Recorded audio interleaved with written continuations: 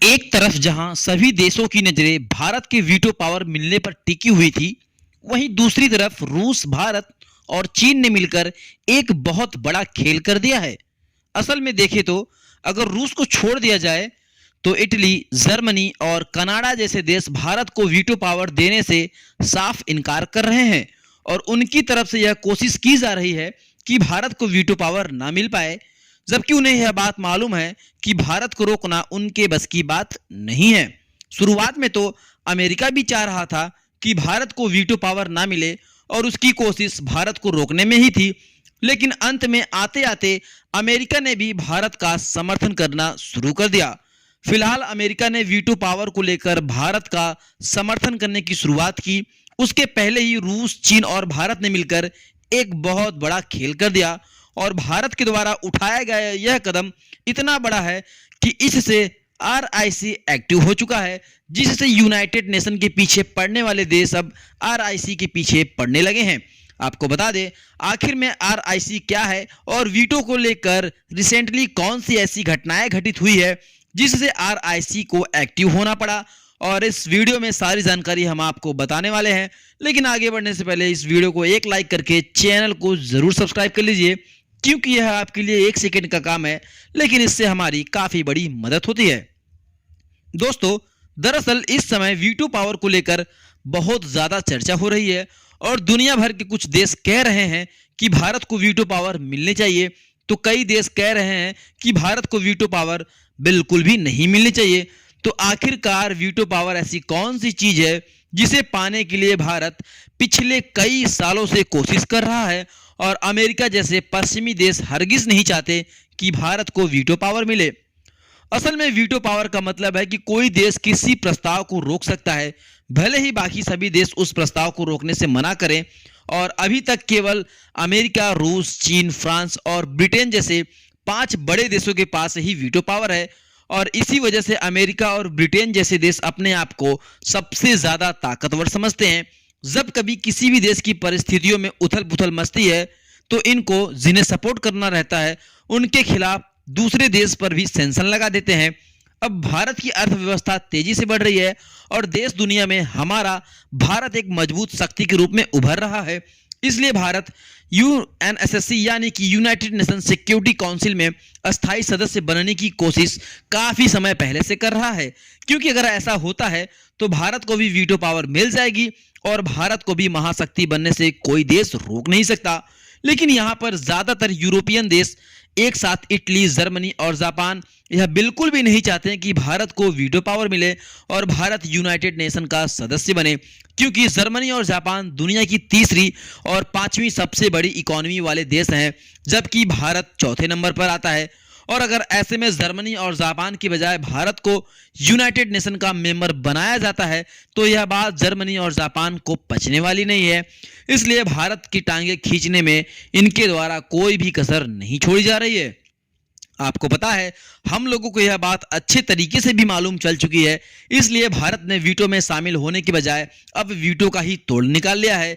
जी हाँ दोस्तों, हम बात कर रहे हैं आरआईसी, जिसका फुल फॉर्म है रूस, इंडिया, चाइना। साथियों, एक तरफ जहां सभी की नजरें भारत के यूनाइटेड नेशन में शामिल होने और वीटो पावर मिलने पर टिकी हुई थी, वहीं दूसरी तरफ रूस, भारत और चीन तीनों देशों ने मिलकर आरआईसी को एक्टिव कर दिया है, जिससे अभी तक यूनाइटेड नेशन की बादशाहत थी वो भी बादशाहत अब खत्म होने जा रही है और इसमें अब भारत और रूस की बादशाहत आने जा रही है। दरअसल हाल ही में एक महत्वपूर्ण घटना हुई जिसमें आप बिजनेस टुडे की रिपोर्ट्स देखिए, जिसमें दावा किया जा रहा है कि भारत ने रूस और चीन के साथ त्रिपक्षीय वार्ता फिर से शुरू कर दी है और आरआईसी टेबल पर वापसी कर चुका है। दोस्तों, अब सबसे बड़ा सवाल यह है कि आखिर रूस, भारत, चीन यानी आरआईसी को दोबारा एक्टिव क्यों किया गया। असल में हाल ही में हुए एससीओ समिट के बाद इस बात की चर्चा तेज हो गई है कि आरआईसी ट्राइका वापसी कर सकता है। रूस के विदेश मंत्री सर्गे लावरोव ने खुद आगे आकर आरआईसी को रिवाइज करने की बात कही है। उनका साफ कहना है कि भारत, चीन और रूस यह तीनों देश मिलकर एक ऐसी ताकत खड़ी कर सकते हैं जो अमेरिका और पश्चिमी देशों की दबंगई को चुनौती दे सके। आपको बता दें, लावरोव ने यहां तक कह दिया कि भारत और चीन के बीच सीमा तनाव अभी काफी हद तक कम हो चुका है और यही सही समय है कि तीनों देश मिलकर आरआईसी को आगे बढ़ाएं। इसलिए रूस ने आरआईसी को एक्टिव करने की पहल की और भारत ने भी संकेत दिया है कि हम इस फॉर्मेट को म्यूचुअली कन्वीनियंट मैनर में आगे ले जाने के लिए तैयार हैं। दोस्तों, आरआईसी के वापस आने का मतलब सिर्फ इतना नहीं है कि तीन देश एक साथ फोटो खिंचवा लेंगे। इसका मतलब है कि दुनिया में अब एक नया शक्ति संतुलन बनने जा रहा है। भारत को यह भलीभांति पता है कि पश्चिमी देश खासकर अमेरिका कभी नहीं चाहेंगे कि भारत को यूएसएससी में वीटो पावर मिले।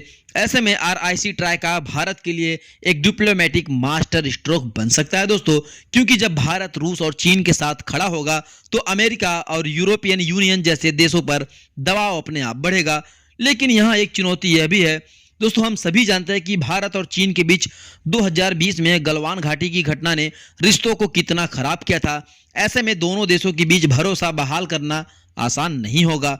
भारत चाहेगा कि आरआईसी ऐसा प्लेटफॉर्म बने जो केवल कूटनीतिक और आर्थिक सहयोग तक सीमित रहे और सीमीय विवाद को इस पर हावी न होने दे।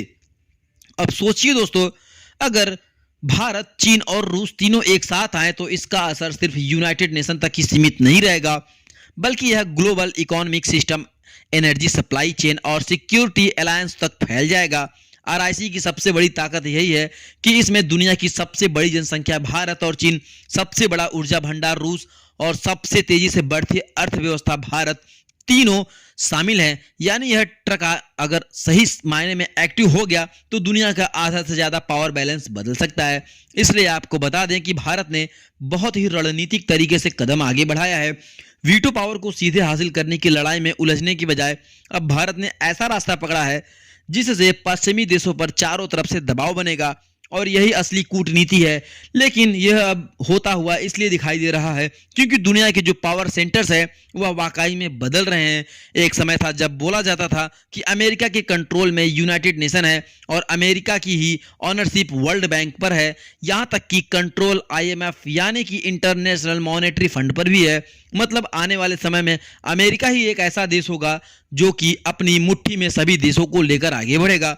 लेकिन रूस यूक्रेन युद्ध के बाद से वाकई पावर सेंटर बिल्कुल बदलते हुए देखे जा रहे हैं और जो पावर है वह भारत के हाथों में आता हुआ देखा जा रहा है दोस्तों। और जो कंट्रोल वेस्टर्न कंट्रीज के पास है वही कंट्रोल अब एशिया में शिफ्ट होना शुरू हो चुका है। आप इस रिपोर्ट्स को देखिए जो कि मिनिस्ट्री ऑफ एक्सटर्नल अफेयर्स की तरफ से नवंबर 2021 में रिलीज किया गया था, जिसमें आप देख सकते हैं कि तीनों देशों के फॉरेन मिनिस्टर बैठे थे एक तगड़ी मीटिंग के लिए, जिसमें रूस भी था, चीन भी था और भारत भी था। और तीनों देशों के कॉम्बिनेशन देखने में भले ही आपको अजीब लग रहा है, लेकिन यह तीनों देश मिलकर एक ऐसा ट्रिलटरल ग्रुप बनाते हैं जिन्हें आरआईसी के नाम से जाना जाता है। बाकी आपकी इस पर क्या राय है? क्या अपनी राय हमें कमेंट बॉक्स में जरूर बताएं और इस वीडियो को लाइक करके अपने मित्रों तक जरूर शेयर करें ताकि उन्हें भी जानकारी मिल सके। और इसी तरह की और भी नॉलेजेबल वीडियो देखने के लिए हमारे चैनल को सब्सक्राइब करके बेल आइकन को ऑल पे सेट कर लीजिए।